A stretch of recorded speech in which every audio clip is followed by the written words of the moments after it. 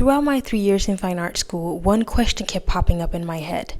Why don't people paint like this anymore? Despite being surrounded by people capable of drawing and painting like this, I couldn't help but wonder what happened to the academic art style. I've done my research and I think that it's time that we all sat down and discussed this, because what happened? So in today's video, we'll talk about why fine art lost its spot in society, why less people started attending fine art school, why it almost feels impossible to paint like this, the invention of phones and how that has affected art, and lastly, World War II. Here in Sweden, school is free, high school is free, becoming a doctor is free. You do not need student loans to become what you want, but oddly enough, that is not the case for fine art school, which again reinforced that question in my mind. Why don't people paint and draw like this? Why doesn't society put this art style at the forefront? Because all of the other art schools here in Sweden are free. Like, why are they gatekeeping this? These artists who are now considered masters were extremely successful. Their works are in museums, admired by millions of people.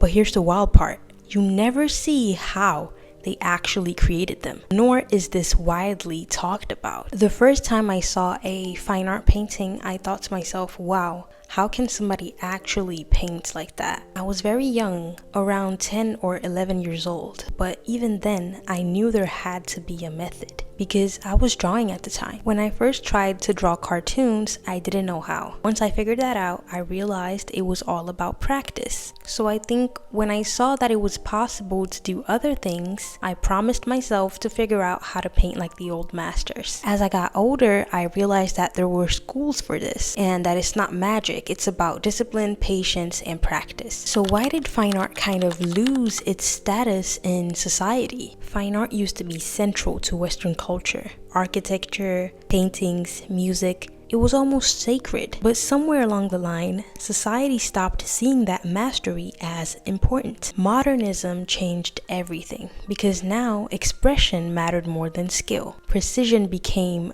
boring almost. The meaning became everything. And while the meaning behind the work matters, it can also be exploited. And what I mean by that is, I can paint a painting with a white background and a red streak in the middle and say it represents pain and suffering. Or I could say, oh, I have made an invisible painting to represent the emptiness of my soul. I think a guy actually did that and he sold it. So, while in the past, when people painted and wanted to express pain, they had to really show it. You had to feel it when you looked at the painting. And that makes me realize that we lost something huge in the process. Visible artistic discipline. Death of apprenticeships. Back in the day, artists learned under a master. Years spent grinding pigments, studying anatomy, and perfecting technique. And this could start when you were as young as maybe 6 or 7 years old. Nowadays, schools prioritize expression over technique. The result? Many expressive artists, but very few masters the same way there were masters in the past. Why painting like that feels impossible now? If you've ever looked at a Renaissance painting and thought, oh, I could never do that, you're not alone. And that's not your fault either. Most schools don't teach the foundation that makes mastery possible. They show you what's required to reach that level, such as anatomy, composition, light and form,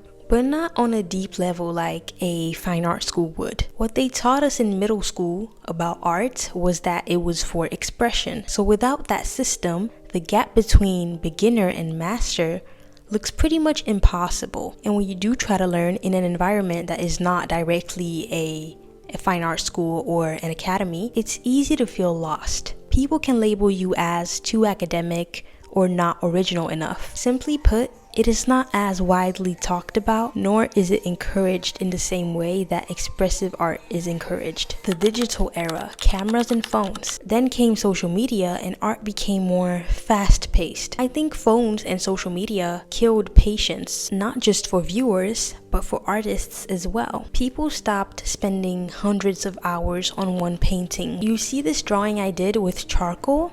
It took me 2 months. So imagine, for 2 months, I was working on this from 8:30 to 12 every day, and sometimes on weekends. So just think about that. Do you feel like you see people spend that much time on one artwork nowadays? Not usually. We no longer dedicate that much time to our artworks. Spending time on an artwork is not a flex anymore. Now it's more about how fast you can do it. People used to spend 3 years on paintings. It's a bit more rare now. So art became more about attention and not intention. I think that we still crave that awe, but we just forgot how to create it. Economics and accessibility. And here's something people also overlook. Fine art doesn't really fit in modern economy. You can't really mass produce oil paintings. That's why fine art schools shrink, but the world still craves beauty. And I think we get so mad at AI, but I feel like we still reward it. We reward it by craving that speed. We want things to be done instantly. It's more rare to take your time to do one thing. World War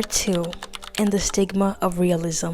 And here's where it gets really heavy. This is the main thing that I didn't know about until I got to art school and had a few conversations about this with my classmates. After World War II, classical realism, the kind of art celebrating anatomy and idealized beauty, got a bad reputation. Part of it was because Hitler promoted realism as a symbol of power and purity, while calling modern art degenerate. So after the war, many artists rebelled against anything that resembled that era.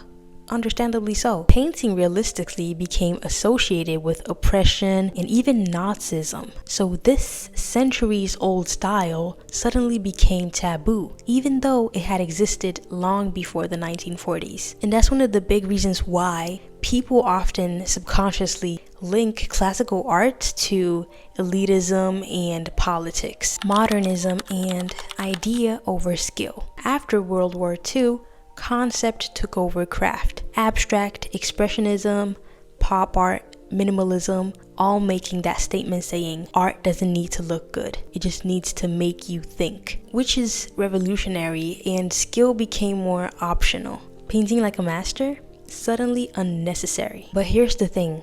The style never truly died, and it will forever be admired by some. Society redefining art. And maybe the biggest reason is that society redefined art. Once, art strived to repress truth, so beauty and divinity became the most important thing. It was supposed to represent something bigger than ourselves. Now it's about self-expression. It's more personal and not universal, which isn't bad, but it explains why technical skill became more devalued. What if we could bring this style back? I don't think the style ever truly died. People travel the world just to go to the Louvre. People also travel far just to see the Statue of David in real life. What I want is just that we make this style more accessible for others to learn, and that we can understand that it's possible to paint like that. I do feel like people online are rediscovering it though, because yes, this is fine art, but there are so many terms and words to learn to know exactly what to search for. The demand for skill is quietly coming back. Whenever I would see like Renaissance painting be posted on social media, there were always comments about why don't people paint like this anymore. So maybe that's our role, to take what was forgotten and make it modern again. I'm Karen. I make videos about art, mastery, and what it means to create with purpose. If you believe classical art and fine art deserves to come back, hit subscribe so I can teach you everything I learned in fine art school and also share what I know so far about self-improvement. Thank you guys so much for watching. I appreciate every single one of y'all, and I'll see you in the next one. Mwah.